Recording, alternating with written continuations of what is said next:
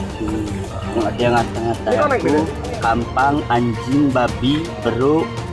Makanya kami sakit hati. Iya saya hati. Kami rencanakan untuk dibunuh. Rencana untuk bunuh nanti kalau malam Jumat aku habis kata aku.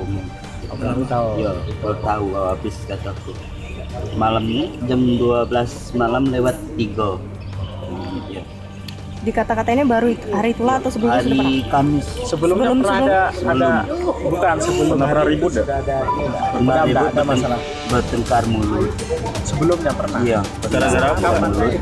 Hari Kamis. Oh ya itu sehari sudah. Kata dia tuh ada ibu-ibu kawannya ngobrol, kata ngomong aku cak pelagaan, cak keberduitan, aku sakit hati lah ngomong gitu.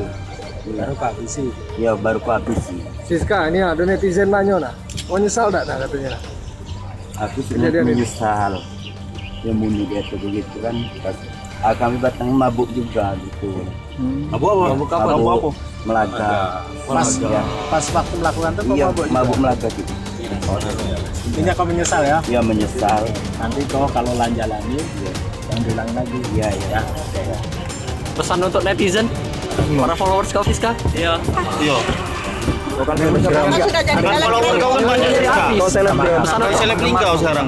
Pesan kau apa? Minta maaf Minta Pak. maaf. Aku Kecewa minta kalau. maaf kalau ya. Kalau aku kan melakukan pembunuhan sebelumnya ya, minta maaf ya.